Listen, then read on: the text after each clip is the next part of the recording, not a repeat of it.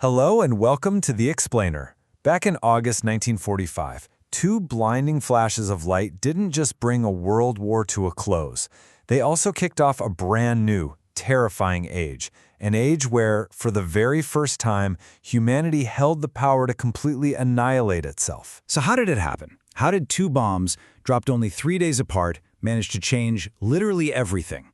Well, that's exactly what we're going to unpack today.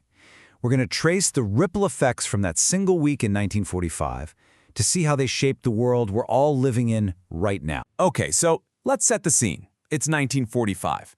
The world has been tearing itself apart for 6 long, exhausting years. In Europe, the fight is over, but in the Pacific, it's still raging.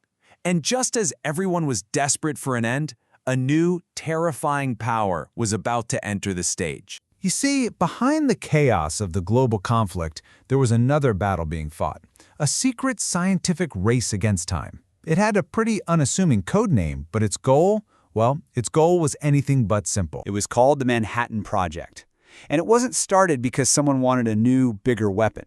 Nope, it was born out of pure fear. Allied leaders were absolutely terrified that Nazi Germany would build an atomic bomb first, and that fear, it was enough to bring some of the greatest scientific minds on the planet together for one single monumental objective. And this wasn't just an American thing. It was this secret alliance, a massive collaboration between the US, the UK, and Canada. And after years of frantic, top-secret work in hidden cities and labs, they did it. By the summer of 1945, the weapons were ready. And that right there brings us to the heart of our story. The war in Europe was done, so all eyes turned to the Pacific. The decision was made. They were going to use this new weapon, and 2 Japanese cities were picked as the targets. So, on August 6th, the first one, a uranium bomb, nicknamed Little Boy, was dropped on the city of Hiroshima. Then, just 3 days later, a second, more complicated plutonium bomb called Fat Man was detonated over Nagasaki.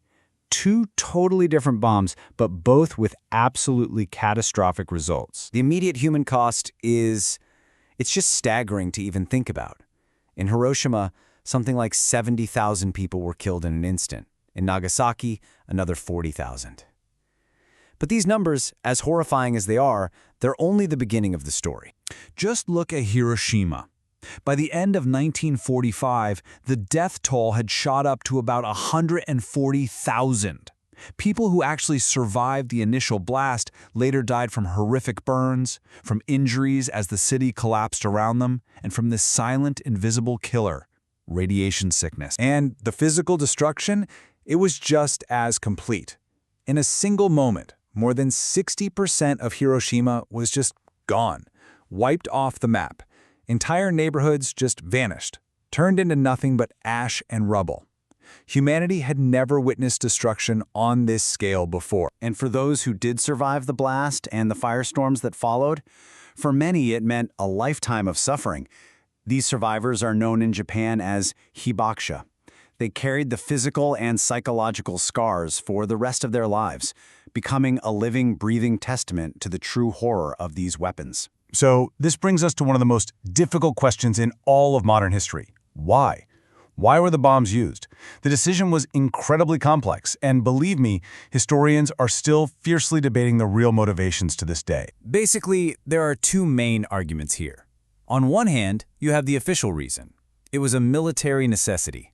The goal was to shock Japan into a quick surrender to avoid a land invasion that was expected to cost an unbelievable number of American and Japanese lives. But there's another theory.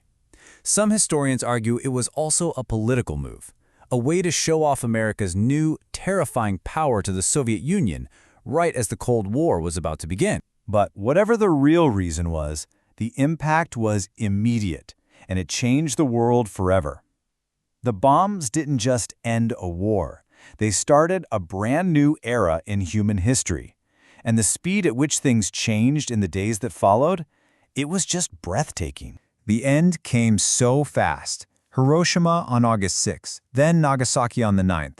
Japan's leadership was completely shattered. Just 6 days after that, the emperor himself got involved and announced the surrender. And on September 2nd, the papers were signed. World War II was officially over. And you have to understand what an unbelievable moment that was. In Japan, Emperor Hirohito was seen as a god, totally removed from the public. So for the Japanese people to suddenly hear his voice on the radio, announcing that they had lost, it was an unimaginable shock. It signaled the end of their entire world as they knew it. So what's the lasting legacy here? Well, it's this huge paradox. The bombs kicked off a terrifying nuclear arms race, for sure, but they also led to the creation of international groups trying to control those very same weapons. The debate over whether it was right or wrong to use them, that's never gone away. And maybe the most powerful twist of all is that the two cities that suffered the most have been rebuilt as global symbols for peace. And that kind of leaves us with one final, haunting question. We look at Hiroshima and Nagasaki today, and they are these vibrant symbols of peace and resilience. But in a world that still has thousands of nuclear weapons, you really have to ask yourself, have we truly learned the lesson that was written in fire all those years ago? Thanks for joining me on The Explainer.